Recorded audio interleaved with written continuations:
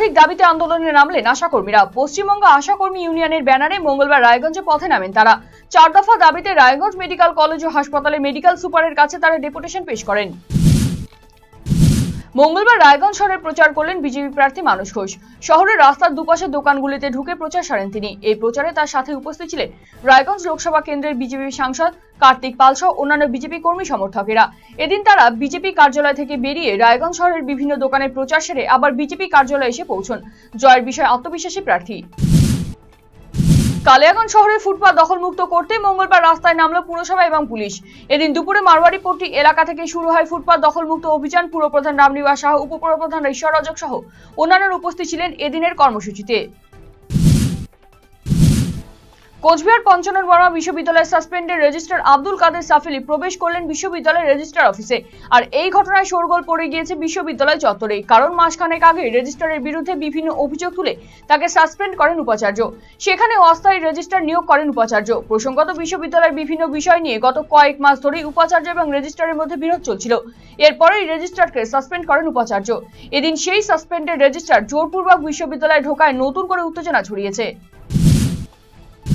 কোচবিহারে গতকাল চলন্ত গাড়িতে ডাকাতির ঘটনায় চাঞ্চল্য ছড়িয়েছিল। ঘটনাটি ঘটে ঘোকসাডাঙ্গা থানার অন্তর্গত সতীশের হাট এলাকায়। এই বাস ডাকাতির ঘটনায় একজনকে গ্রেফতার করেছে পুলিশ। উদ্ধার করা হয়েছে সেই বোলেরো গাড়িটি। পুলিশ জানিয়েছে ধৃত ব্যক্তির নাম সুখদেব রায়। তার বাড়ি পুন্ডিবাড়ি থানা এলাকার টাকাগাছে। এদিন সুখদেব রায়কে মাথাভাঙ্গা মহকুমা আদালতে তোলা হয়। পুলিশ সূত্রে জানা গিয়েছে বাস ডাকাতির ঘটনায় 7 ঘন্টা পরে দুষ্কৃতীরা যে গাড়িতে পালিয়ে গিয়েছিল সেটি উদ্ধার করা হয়েছে। জমি বিবাদকে কেন্দ্র করে ভাইয়ের হাতে খুন ভাই। সোমবার রাতে ঘটনাটি ঘটেছে দক্ষিণ দিনাজপুরের কুমারগঞ্জ থানার গোবর্তা গ্রামে। পুলিশ জানিয়েছে মৃত ব্যক্তির নাম জটু বর্মন। জমিতে চাষাবাদ নিয়ে দুই ভাই বিবাদে জড়িয়ে পড়ে দুপুরে। এরপর রাতে শাবল বাঁশ দিয়ে মারধর করা হয় তাকে। ঘটনাস্থলেই লুটিয়ে পড়েন জটু বর্মন। তড়িঘড়ি বালুরঘাট হাসপাতালে ভর্তির কিছুক্ষণ পর মারা যান। দাদার মারের আঘাতেই ভাইয়ের খুন বলে পরিবারের অভিযোগ। জটিল ও ঝুঁকিপূর্ণ অস্ত্রোপচার করে সাফল্য মিলল রায়গঞ্জ মেডিকেল কলেজ ও হাসপাতালে। বর্তমানে রোগী পুরোপুরি সুস্থ রয়েছেন। রায়গঞ্জের মহারাজপুরের বাসিন্দা গণেশ রায় গত রবিবার টিউবওয়েল বসানোর কাজ করছিলেন। সে সময় আচমকাই মাসের উঁচু কাঠামো থেকে তিনি নিচে পড়ে যান। পাশের পিলারে থাকা একটি লোহার মজবুত রড তার বাঁ পায়ের থাইয়ে ঢুকে এফোর ওফোর হয়ে যায়। সেই অবস্থায় তাকে আনা হয় রায়গঞ্জ মেডিকেল কলেজ ও হাসপাতালে। সোমবার তার অস্ত্রোপচার করেন senior surgeon doctor Sanjay Sheth ও অ্যানাস্থেসিস্ট ডক্টর সায়ন্তন। অত্যন্ত ঝুঁকিপূর্ণ এবং এই অস্ত্রোপচারেই সফল হন চিকিৎসক। মঙ্গলবার গঙ্গারামপুর শহরের বিরিয়ানির দোকানগুলিতে যৌথভাবে অভিযান চালায় খাদ্য দপ্তর, ক্রেতা সুরক্ষা দপ্তর, স্বাস্থ্য দপ্তর ও বৈধ পরিমাপ দপ্তর। এদিন নিউ মার্কেট, বড়বাজার ও শহরের প্রাণকেন্দ্র চৌপথি এলাকায় অবস্থিত মিষ্টির দোকান, দই এবং বিরিয়ানির দোকানে হানা দেন আধিকারিকরা। খতিয়ে দেখেন খাবারের গুণগত মান ও পরিষ্কার পরিচ্ছন্নতা। এদিন অভিযান চালিয়ে শহরের একাধিক মিষ্টির দোকানে অস্বাস্থ্যকর পদ্ধতিতে মিষ্টি তৈরি এবং অপরিচ্ছন্নতা লক্ষ্য করেন আধিকারিকরা। পাশাপাশি অভিযান চলাকালীন মিষ্টির দোকানের ফ্রিজে মেয়াদ উত্তীর্ণ খাবারের প্যাকেট উদ্ধার করে আধিকারিকরা। নাবালিকা মেয়েকে যৌন নিগ্রহের ঘটনায় গ্রেফতার হলেন বাবা। অভিযুক্তকে 10 পক্সো এবং ভারতীয় ন্যায় সংহিতার 76/351 নতুন আইনে গ্রেফতার করে পুলিশ। ধৃত এই ব্যক্তি বাংলা সিনেমা এবং সিরিয়ালে জুনিয়র আর্টিস্ট সাপ্লাই দিত বলে জানা গিয়েছে। অভিযুক্তকে রাতেই গ্রেফতার করে পুলিশ। ধৃতকে মঙ্গলবার তোলা হয় বারুইপুর মহকুমা আদালতে। দীর্ঘদিন ধরে থাকা শ্মশানের জমি দখলের প্রতিবাদে 81 নম্বর জাতীয় সড়ক অবরোধ করে বিক্ষোভ দেখালেন গ্রামবাসীরা। ঘটনাটি ঘটেছে গাজল থানার অন্তর্গত পাঁচপাড়া এলাকায়। তাদের অভিযোগ, পাঁচপাড়া এলাকার বানিয়াল পানি কুকি শ্মশান মেলা কমিটির নামে ব্রিটিশ আমল থেকে থাকা জমি রয়েছে, অথচ এলাকারই এক প্রভাবশালী ব্যক্তি সেই জমি নিজের নামে করে নিয়েছে। দীর্ঘদিন ধরে বিভিন্ন সরকারি দপ্তরে ঘুরেও কোনো রকম কোনো সুরাহা হয়নি বলে অভিযোগ। প্রতিবাদের দিন পাঁচপাড়া এলাকায় জাতীয় সড়ক অবরোধ করে বিক্ষোভ দেখাতে থাকেন এলাকাবাসীরা। ঘটনার খবর পেয়ে ঘটনাস্থলে ছুটে আসে গাজল থানার পুলিশ। জাতীয় সড়ক অবরোধের জেরে তীব্র যানজট সৃষ্টি হয়।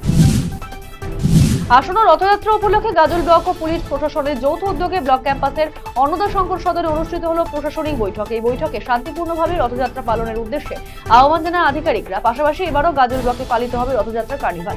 উত্তরবঙ্গের মধ্যে প্রথম বলেই দাবি করছেন রথ কার্নিভালের উদ্যোক্তারা। বিগত বছরে 7টি রথ এই কার্নিভালে অংশগ্রহণ করলেও আসন্ন কার্নিভালে আগের থেকে বেশি রথ সামিল হবে বলেই আশাবাদী কার্নিভাল কমিটির উদ্যোক্তারা। রাতভর সিকিম, ভুটান সহ পাহাড়ে মুষলধারে বৃষ্টির জেরে সমতলের নদীগুলো ফুলে ফেঁপে উঠেছে। বন্যা পরিস্থিতি তৈরি হয়ে গিয়েছে মালে। অভিযোগ, অবৈজ্ঞানিক পদ্ধতিতে নদী থেকে বালি উত্তোলনের ফলেই বারবার নদীগুলো ফুলে ফেঁপে উঠছে। নদীর গতিপথ পরিবর্তিত হয়ে লোকালয়ে সাধারণ মানুষের বাড়ি জলে ডুবে যাচ্ছে। পরিস্থিতি এতটাই ভয়াবহ যে ভারতীয় সেনাবাহিনী নামাতে হয় উদ্ধার কার্যে। গোটা ঘটনা সরেজমিনে তদন্ত করে রাজ্যের অনগ্রসর শ্রেণী কল্যাণ দপ্তরের মন্ত্রী মুরুচিক বড়াই উপযুক্ত ব্যবস্থা নেওয়ার আর্জি জানিয়েছেন।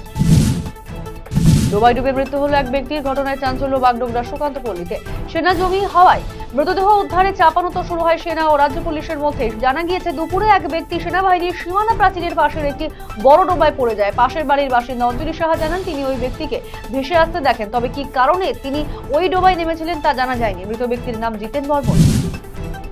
কোচবিহার পঞ্চানন বর্মা বিশ্ববিদ্যালয় উপাচার্যকে ঘিরে বিক্ষোভ দেখা গেল মঙ্গলবার। বিশ্ববিদ্যালয়ের উপাচার্যের সাথে দেখা করতে আসা উত্তরবঙ্গ কৃষি বিশ্ববিদ্যালয়ের অধ্যাপককে মারধরের অভিযোগ উঠল বিশ্ববিদ্যালয় চত্বরে। এদিন সকাল থেকেই শুরু হয় গন্ডগোল। ঘরে তালা ঝুলিয়ে দেওয়া হয়েছিল আগেই। আবার উপাচার্য যাতে ঘরে ঢুকতে না পারেন দরজার বাইরে বসে পড়ে ছাত্ররা। পুলিশকে ফোন করে দরজা খুলে দেওয়ার আবেদন জানালেন উপাচার্য। জটিলতা বাড়ল বিশ্ববিদ্যালয়।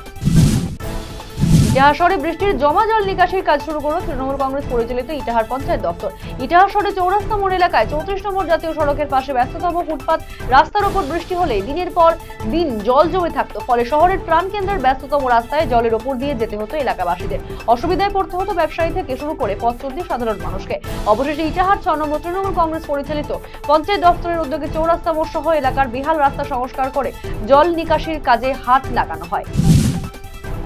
ভিন রাজ্যে শ্রমিকের কাজ করতে গিয়ে মৃত্যু হলো এক যুবকের। এই ঘটনায় শোকের ছায়া নেমে এসেছে মানিকচকের নূরপুরের গোবিন্দপুর এলাকায়। মৃত যুবকের নাম করুণ মণ্ডল। জানা গিয়েছে কাজের সন্ধানে ভিন রাজ্যে পাড়ি দেন তিনি। সেখানে শাটারিং এর কাজ করতেন। মঙ্গলবার শাটারিং এর কাজ করার সময় নির্মীয়মান বিল্ডিং থেকে পড়ে যান ওই যুবক। তড়িঘড়ি গুরুতর আহত অবস্থায় তাকে উদ্ধার করে স্থানীয় একটি হাসপাতালে নিয়ে গেলে সেখানেই কর্তব্যরত চিকিৎসক তাকে মৃত বলে ঘোষণা করেন।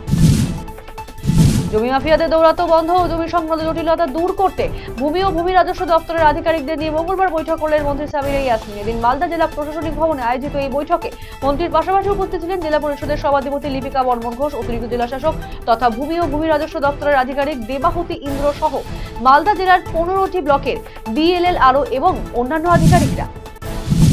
আগামী 21শে জুলাই কলকাতায় তৃণমূল কংগ্রেসের শহীদ দিবসের কর্মসূচি সফল করতে দেওয়াল লিখন শুরু করল যুব তৃণমূল কংগ্রেস।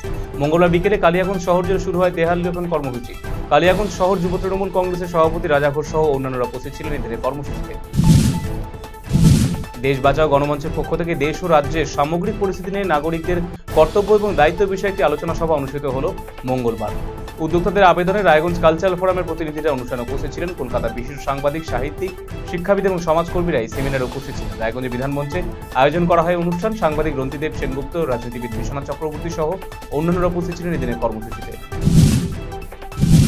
নটরাজ ডান্স একাডেমি দ্বিতীয় বাৎসরিক সাংস্কৃতিক অনুষ্ঠান অনুষ্ঠিত হল রায়গঞ্জে। রায়গঞ্জে ইনস্টিটিউট হলে মঙ্গলবার সন্ধ্যায় আয়োজন করা হয়। একাডেমির ছাত্রছাত্রীরা এদিন বর্ণাঢ্য সাংস্কৃতিক অনুষ্ঠান পরিবেশন করে। উপস্থিত ছিলেন সংস্থার ডিরেক্টর সুমন মণ্ডল সহ অন্যান্যরা। ট্রাকের ধাক্কায় এক যুবক জখম হওয়ার ঘটনায় কেন্দ্র করে বিক্ষোভের জেরে উত্তেজনা ছড়ালো মালদা হরিশ্চন্দ্রপুর তুলসিয়াটা এলাকায়। মঙ্গলবার বিকেলে ভবানীপুর আন্ডারপাসে দুর্ঘটনাটি ঘটেছে। জখম যুবক রহিম আলীকে প্রথমে হরিশ্চন্দ্রপুর হাসপাতালে কিন্তু অবস্থার অবনতি হলে মালদা মেডিকেল কলেজে স্থানান্তরিত করা হয়। উত্তর পশ্চিম বঙ্গোপসাগর সংলগ্ন ওড়িশা ও গাঙ্গেয় পশ্চিমবঙ্গ উপকূলে অবস্থান করছে নিম্নচাপ। একই সঙ্গে সক্রিয় মৌসুমী অক্ষরেখার প্রভাবে রাজ্য জুড়ে বৃষ্টির পূর্বাভাস দেখা দিয়েছিল হাওয়া অফিসের তরফে।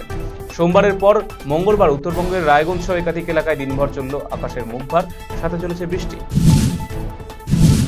কোচবিহার স্কুলে এসে পরপর ছাত্রীদের অসুস্থ হওয়ার ঘটনায় চাঞ্চল্য ছড়িয়েছে চামড়া দেশবন্ধু বিদ্যালয়ে। গতকাল এবং আজ মিলে 10 জন ছাত্রী অসুস্থ হয়ে পড়েছে। তারা প্রত্যেকেই চিকিৎসাধীন হাসপাতালে। তার মধ্যে নবম শ্রেণীর 9 জন এবং দশম শ্রেণীর 1 জন ছাত্রী রয়েছে। ঘটনায় আজকে নবম থেকে শ্রেণীর ক্লাস 1 সপ্তাহ বন্ধ রাখার সিদ্ধান্ত নিয়েছে স্কুল কর্তৃপক্ষ।